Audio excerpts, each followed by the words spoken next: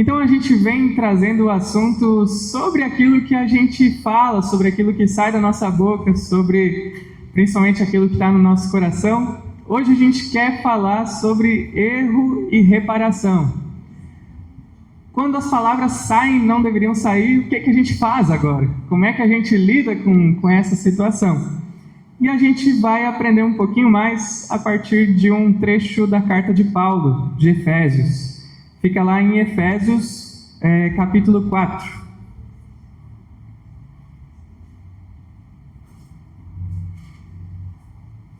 Do 25 ao 32. Então, diz o seguinte: portanto, abandonem a mentira e digam a verdade a seu próximo, pois somos todos parte do mesmo corpo. E não pequem ao permitir que a ira os controle. Acalmem a ira antes que o sol se ponha, pois ela cria oportunidades para o diabo. Quem é ladrão, pare de roubar.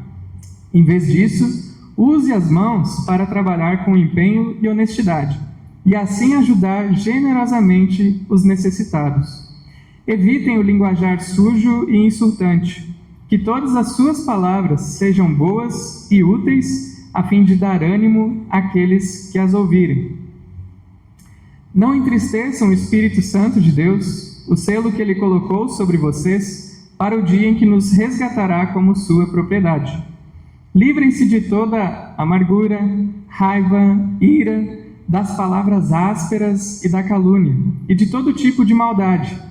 Em vez disso, sejam bondosos e tenham compaixão uns dos outros, perdoando-se como Deus os perdoou em Cristo. Um pouquinho grande o trecho, mas vai nos ajudar a pensar um pouquinho sobre como reparar, como a gente faz depois que a gente errou, depois que a coisa aconteceu. Paulo, nesse trecho, ele fala sobre várias coisas ali. Ele fala sobre mentira, ira, roubo, sobre o linguajar sujo, sobre insultos, sobre amargura, sobre raiva, sobre maldade. Aqui ele fala sobre tudo isso. Mas por que Paulo está falando isso? Porque, de uma forma ou de outra, Paulo está escrevendo para uma igreja, a igreja de Éfeso. E Paulo, acho que de muita vivência de igreja ali, fundando e plantando comunidades, Paulo sabia de que a igreja não era perfeita, de que nós não somos perfeitos. Paulo está dizendo, através disso, não, se caso acontecer alguma coisa dessas, mas Paulo está dizendo basicamente quando acontecer, porque vai acontecer. Um dia vai acontecer. A gente sabe que a igreja não é perfeita. Nós não somos perfeitos, nenhum de nós é 100%. Mas a gente se reúne aqui como corpo de Jesus, para que a gente possa ir se desenvolvendo e trabalhando na mesma direção. Pode passar aí. Basicamente, o que Paulo está dizendo é que a igreja não é um lugar cheio de pessoas que nunca perdem a paciência, nunca mentem, nunca falam demais e nunca machucam ninguém. Mas, pelo contrário, a igreja é formada por pecadores que estão aprendendo a viver de uma maneira diferente. Então, cada um de nós aqui, a gente erra. A gente está aqui para aprender a viver de um jeito diferente, do jeito que Jesus vem nos ensinando, do jeito que Jesus vai trabalhando no nosso coração. Então, quando Paulo fala para a igreja de Éfeso, ele está dizendo, olha, isso vai acontecer, mas quando acontecer, façam isso, façam aquilo, deem um jeito ali de melhorar a situação. A igreja é uma família, eu sempre falo isso, é a família de Deus. Pensem na família de vocês, seja 2, 3, 4 pessoas. É basicamente impossível a gente conviver entre essas pessoas na mesma casa por 1 ano e não ter nenhum conflito. Os conflitos vão acontecer, os erros vão aparecer. Se a gente ainda acha que alguém aqui é perfeito, é porque não convive o suficiente com a pessoa. Porque a gente erra. E como igreja, a gente não está caminhando sozinho, a gente está caminhando juntos na direção de Jesus. Então a gente pode ter esse apoio e esse suporte uns dos outros também. Então, a primeira coisa, o primeiro passo importante, falando de erro e falando de reparação, é uma coisa muito básica, pode ser, mas é muito difícil para o nosso coração. A primeira coisa que a gente precisa lembrar, que a gente precisa fazer, é saber dizer duas palavras. Eu errei. A gente muitas vezes tem dificuldade de falar isso, porque muitas vezes a gente gosta de colocar a culpa em outra pessoa. Não, eu não errei. Foi culpa do fulano. Foi culpa do ciclano. Não, eu falei isso, mas é porque antes tu falou aquilo. Ou seja, a gente, ser humano, gosta de colocar a culpa, gosta de se livrar da culpa. A gente joga para outra pessoa. E isso não é novidade, isso já tinha lá no Jardim do Éden. Quando Adão e Eva comem da fruta que não deveriam comer, Deus encontra eles no jardim, e aí Deus diz, cadê? Cadê Adão? Cadê Eva? E daqui a pouco eles estão lá escondidinhos, eles surgem ali, e aí Deus disse, mas por que aconteceu aí? O que houve? E aí Adão, espertão, logo diz, foi culpa da Eva. E aí vocês lembram o que a Eva disse também? Foi culpa da serpente. Ou seja, a gente tem dificuldades de assumir os nossos erros. A gente tem dificuldade de dizer, eu errei, e parar por aí. Muitas vezes a gente diz, tá bom, eu errei, mas é porque fulano começou. Eu errei, mas é porque tu também fez isso e aquilo. E aí começa a desenterrar algumas coisas.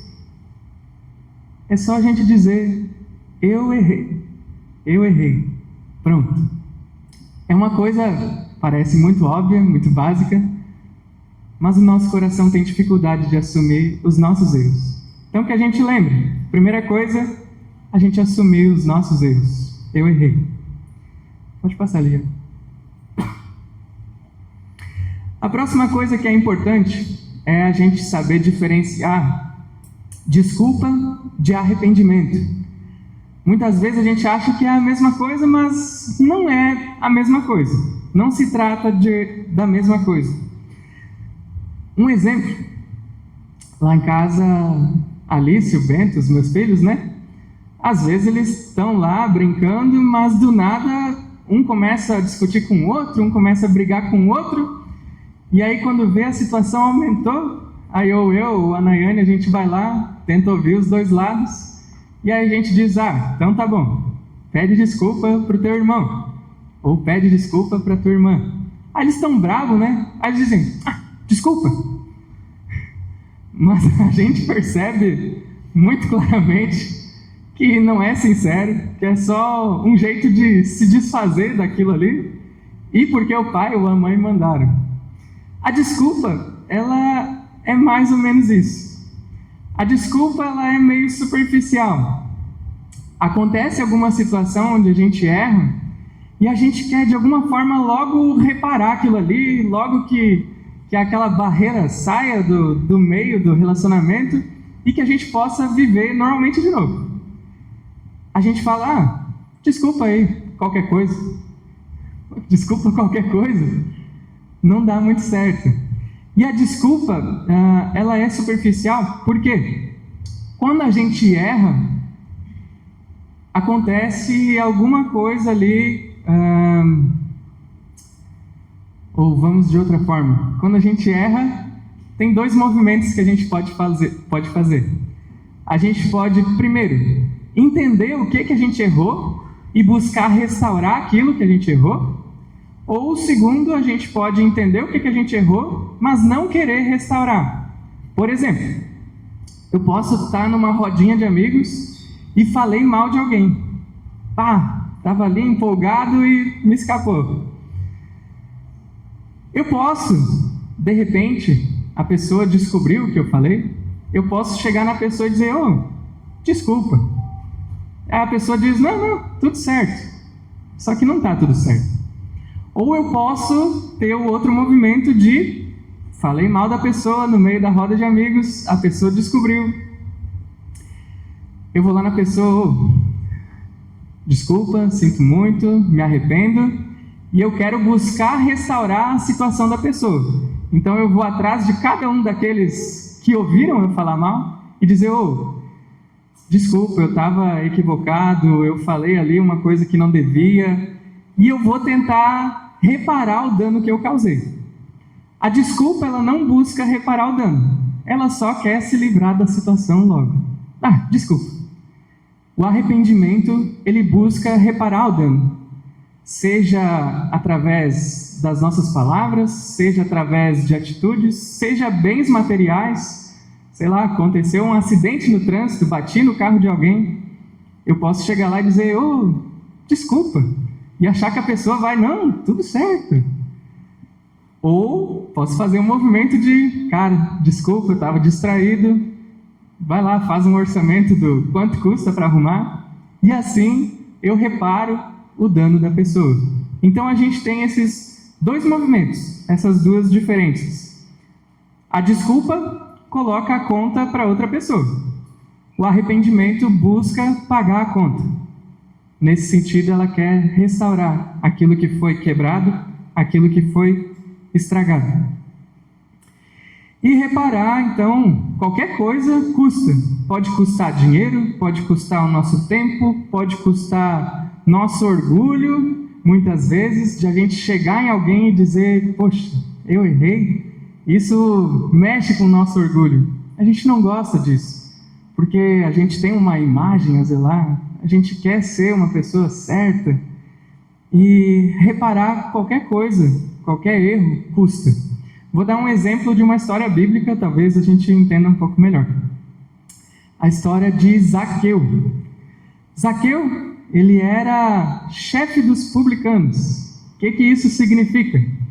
Publicano era a pessoa que na época era responsável por cobrar o imposto das pessoas. Então hoje a gente recebe o nosso IPVA, IPTU, tudo vem pela internet, um boleto ali. Não tem ninguém que chega na nossa porta, entrega, assim. Naquela época, as pessoas tinham, então, os publicanos que cobravam os impostos da população. Só que tem um porém. Os publicanos, eles cobravam o imposto da pessoa, mas eles cobravam um pouco a mais, porque era uma parte que eles ficavam com dinheiro. Só que não tinha um limite estabelecido, assim: não, tu pode cobrar 1%, 5%. Não, era meio que livre. O publicano poderia cobrar o quanto ele quisesse. E aí, muitas vezes, o publicano realmente tirava muito dinheiro da população para si, não só do imposto, mas para si. E a população começava a ver o publicano como: poxa, esse cara é corrupto, esse cara é ladrão. Ele quer sacanear todo mundo. Talvez o Zaqueu não pudesse sair na rua assim tão facilmente quanto qualquer um de nós, porque ele era xingado, provavelmente. Quando ele saía na rua, as pessoas olhavam meio torto assim: esse cara não é... Ninguém queria andar com o Zaqueu, porque ele era um cara que tinha toda essa fama, né? Esse era o Zaqueu. Só que ele não era só o publicano. Zaqueu, ele era o chefe dos publicanos. Ou seja, ele era meio que o organizador da máfia ali, entre aspas. Era ele que dava as ordens do que fazer e do que não fazer. Então, se o publicano já era mal visto, o Zaqueu era muito mais mal visto pelas pessoas. Esse era o Zaqueu. E essa era a situação dele. Um dia, Zaqueu recebe a notícia que Jesus vai passar pela cidade onde ele está. E aí Zaqueu, não sei o que ele já tinha ouvido falar sobre Jesus, mas ele fica curioso. Poxa, eu quero ver quem é esse Jesus. Não existia rede social, não existia YouTube, não tinha como ver ao vivo ali em algum lugar, uma live. Não, tinha que ir lá presencialmente para ver Jesus. E aí, como eu falei, Zaqueu tinha dificuldades de sair na rua, muito provavelmente. O que Zaqueu faz? Quem conhece a história sabe que ele sobe numa árvore. Zaqueu provavelmente sobe na árvore não por causa de estatura. Às vezes a gente aprendeu que, Zaqueu era muito baixinho, daí ele precisava subir na árvore. talvez não era só por questão de estatura, mas era pela questão de que ele não tinha uma boa fama ali. Se ele chegasse no meio das pessoas, era capaz de acontecer alguma coisa que ele não gostaria. E o outro, porém, é que juntava muitas pessoas. Eu posso ter meu 1,80 m, quando tem muita gente, eu mesmo não vou conseguir olhar nada. Então o Zaqueu, espertinho, vê uma árvore e sobe naquela árvore para ver Jesus.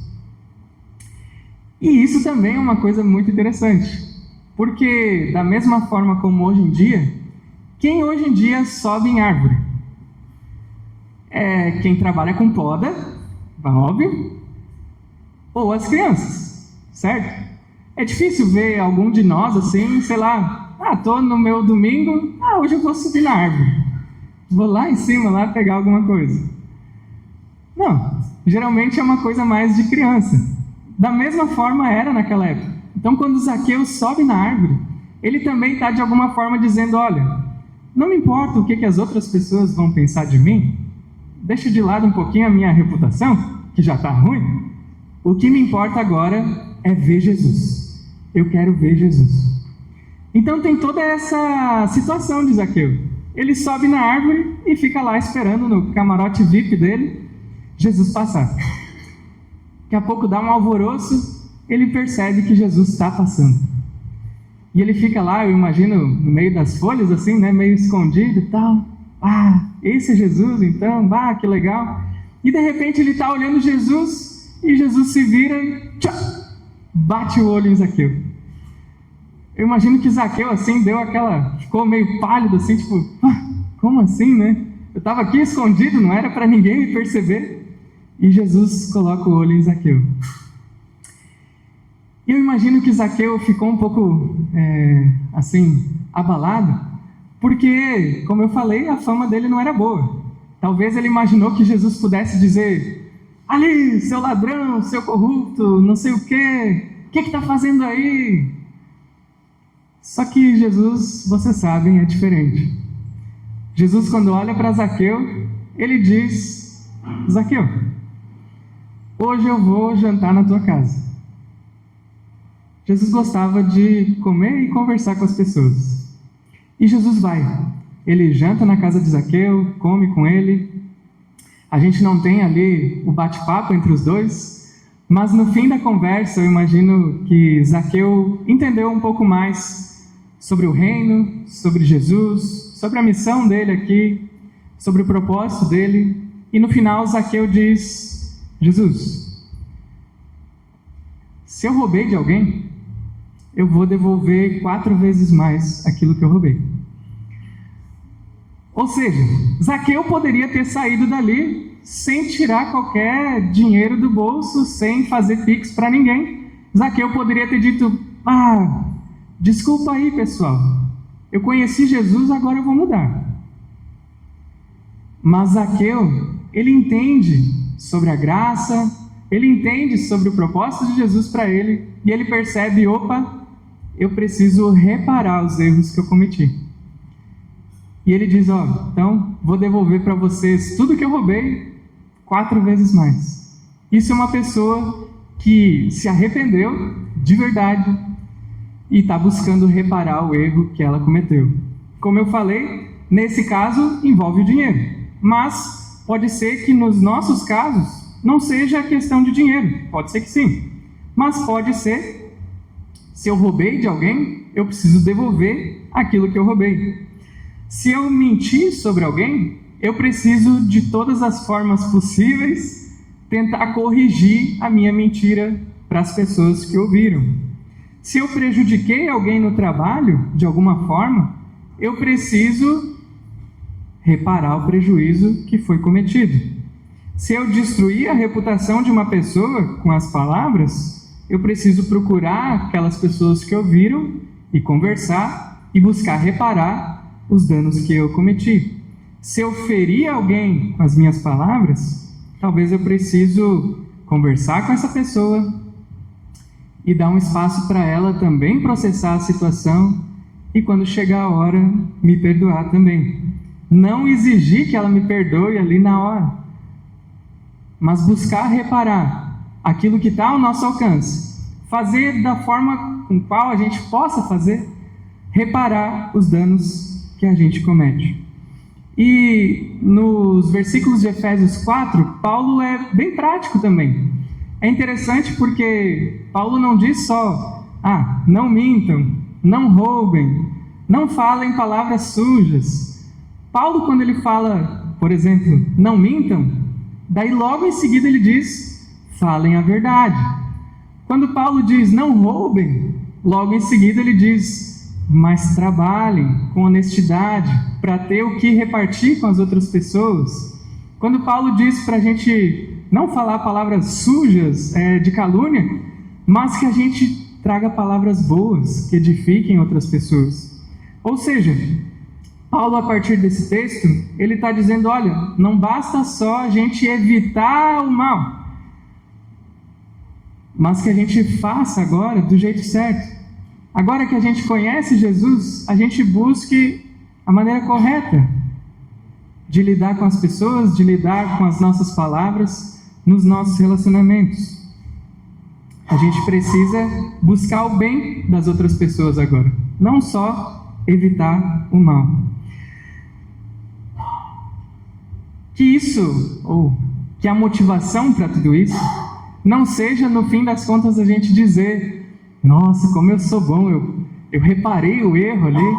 Zaqueu, né? Zaqueu, no fim, ele poderia, nossa, devolvi dinheiro para todo mundo, 4 vezes mais. Agora sim, eu sou uma pessoa boa. Não. A nossa motivação como cristãos, como seguidores de Jesus, é de que Jesus reparou o maior erro da nossa vida. A gente estava afastado de Deus, assim como eu falei antes, Adão e Eva comem do fruto, e quando eles comem do fruto, eles estão dizendo, Deus, a gente não precisa de Ti. A gente sabe o que é melhor para a gente. Pode deixar. Deixa que a gente se vire.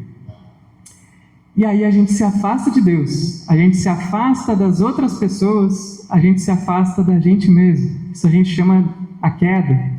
Onde o pecado, ele vai destruindo e vai rompendo os nossos relacionamentos. E aí Deus poderia simplesmente dizer, pessoal, vocês agora se viram, né? Vocês que criaram o problema, vocês se viram. Desculpa aí, mas Deus não faz isso. Deus, ele vem lá desde depois de Adão e Eva, trabalhando na missão de reparar de novo o nosso relacionamento com Ele. Deus chama um povo, Deus chama várias pessoas, tem toda uma história, profetas, e Deus fala, Deus insiste.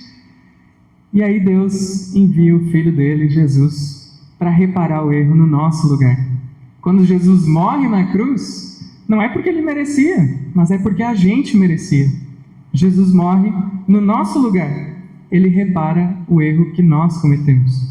Ou seja, eu falei antes que reparar um erro custa dinheiro, tempo, orgulho. Para Jesus custou a vida. E Jesus, quando ele morre, depois ele ressuscita. E aí ele vence a morte. Quando a gente errou, quando Adão e Eva erraram, a gente, seres humanos, a morte veio para o mundo. Jesus veio e disse, morte, tu não tem mais a palavra final. Jesus reparou o maior erro da nossa vida. Então eu quero que, no fim das contas, a gente saia daqui e a gente se pergunte, será que existe alguma situação que eu preciso reparar na minha vida? Com alguém, com outra pessoa? Não só uma situação que eu preciso confessar para Deus, mas uma situação onde eu preciso marcar um café com alguém, uma situação onde eu preciso dizer, olha, desculpa, eu estava errado. E eu preciso conversar com essa pessoa, reparar o erro que eu cometi. Talvez não seja de marcar um café, talvez seja de mandar uma mensagem para alguém, dizendo, olha, desculpa, a gente precisa reparar aqui essa situação. Que a gente lembre, então, que a gente precisa dizer, eu errei, Que a gente lembre que desculpa é diferente de arrependimento, que a gente busque reparar o dano causado, e que a gente lembre também de que a nossa motivação, o que nos movimenta nessa direção, é de que Jesus foi o primeiro a reparar o nosso maior erro, o nosso maior escorregão aí na vida. Então, que a gente possa sair lembrando disso, que Jesus fez isso por nós e que a gente transborde isso nos nossos relacionamentos também, lembrando e buscando sempre reparar os nossos relacionamentos. Nenhum de nós é perfeito, cada um de nós vai errar de alguma forma, mas que a gente busque a reparação e a reconciliação com aqueles os quais a gente causou algum erro. Amém?